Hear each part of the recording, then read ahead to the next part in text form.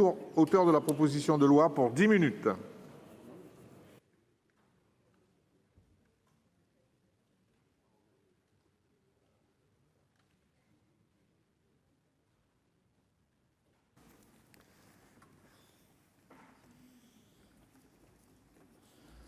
Monsieur le président, madame la ministre, monsieur le rapporteur, chers collègues, la vie associative fait partie de notre quotidien à tous, d'une façon ou d'une autre. Elle est là, dans le paysage, à tel point qu'on peut vite perdre de vue son importance fondamentale pour notre société. Une importance qui se traduit d'abord par des chiffres. On compte 1 500 000 associations actives en France, 13 millions de bénévoles, 132 000 volontaires en service civique. On compte aussi 1 800 000 emplois, dont une grande majorité occupés par des femmes. Mais il faut regarder au-delà des chiffres, et comme très souvent, on prend conscience de l'importance de quelque chose, surtout lorsque l'on en est privé. Pendant la période la plus rude de l'épidémie de Covid, les associations ont dû se mettre à l'arrêt. Et cet arrêt a permis de mesurer leur rôle fondamental et la diversité de leur domaine d'intervention. Quelles qu'elles soient, les associations constituent un pilier de notre vie démocratique, sociale et culturelle. Dans nos territoires, elles sont le creuset de la démocratie locale et de la participation citoyenne. Elles jouent un rôle d'alerte et d'innovation sociale. Une association, c'est un endroit où l'on fête ensemble, où chacun peut inscrire son engagement individuel dans un cadre collectif, agir de façon désintéressée, dans une logique de partage et de réciprocité. C'est ce caractère citoyen solidaire de la vie associative qui doit être reconnu comme une composante essentielle du lien social, en dehors de toute logique purement comptable. Il est d'ailleurs bon de rappeler que de nombreux besoins sociétaux non satisfaits par les services publics sont assurés par des associations.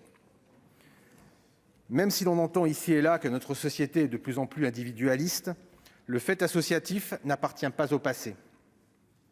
Non, cette forme d'engagement est une nécessité pour l'avenir, pour inventer des solutions et contribuer à la construction d'un monde plus juste, plus humain, plus respectueux de nos ressources.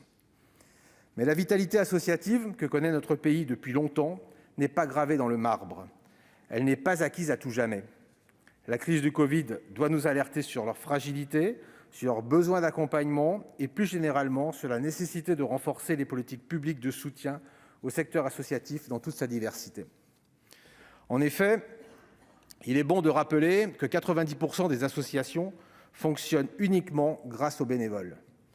Leur engagement a été durement éprouvé pendant la crise. Une étude de Recherche Solidarité, faite en avril 2021 auprès de 10 000 responsables associatifs, fait état d'un moral en forte baisse. Au-delà des pertes financières, qui ont concerné 76% des associations, une grande part a été mise à l'arrêt pendant de longs mois. Les associations ont subi de plein fouet la fermeture des lieux de rassemblement, gymnases, stades, piscines, théâtres, salles des fêtes, au cœur de leurs activités. Dans ce contexte, et pour les associations sportives, en raison de la suspension des compétitions, l'annulation des entraînements, la fermeture des vestiaires, il a été difficile de préserver la motivation des adhérents, qui ont été nombreux à reporter ou résilier leur licence. Cette chute exceptionnelle d'activité s'est accompagnée d'une diminution de l'emploi entre fin 2019 et fin 2020. Moins 14% dans les associations sportives, moins 13% dans le loisir et moins 7% dans la culture. Or, l'emploi associatif représente tout de même 9% de l'ensemble des salariés du secteur privé. Une attention toute particulière doit leur être accordée. Je sais que le gouvernement en a pris la mesure, en jouant un rôle d'amortisseur indispensable. D'après une estimation de la direction du budget, près de 600 millions d'euros d'aides spécifiques ont été accordés aux associations. Un fonds de solidarité spécifique a été mis en place pour soutenir les associations sportives les plus fragilisées, de même qu'un fonds d'urgence pour les fédérations, du fait de la diminution du nombre de licenciés. Les collectivités locales n'ont pas été en reste, puisqu'elles ont maintenu leurs subventions malgré l'arrêt des activités. La proposition de loi que je vous présente aujourd'hui a vocation à compléter ces aides par un soutien financier. Il prévoit, dans sa version initiale, une majoration de la réduction d'impôt au titre des dons effectués par des particuliers, 75% au lieu de 66% actuellement, et rend l'adhésion annuelle éligible à un crédit d'impôt nouvellement créé, égal à 50% du montant de la souscription, dans la limite de 100 €. Madame la ministre, nous nous sommes rencontrés en amont de cette séance et vous avez pu me faire part de vos remarques. Je sais le Gouvernement pleinement conscient de la situation et désireux de préserver le tissu associatif au même rang que le tissu économique. Mais que je considère ces mesures intéressantes sont néanmoins insuffisantes et surtout qu'elles ne touchent pas toute la vie associative dans sa diversité. Je veux insister sur les plus petites associations, les plus fragiles, celles que l'on trouve en milieu rural et qui sont indispensables à l'animation de nos communes. Celles-là ne disposent pas de ressources humaines suffisantes pour s'informer et solliciter les aides proposées par l'État depuis le début de la crise sanitaire. J'ai alerté le Gouvernement il y a quelques semaines sur les difficultés d'accès au Pass Sport, qui ne semble pas avoir encore rencontré son public. Et pour cause, il est soumis pour les associations à la création d'un compte asso qui complexifie inutilement la procédure.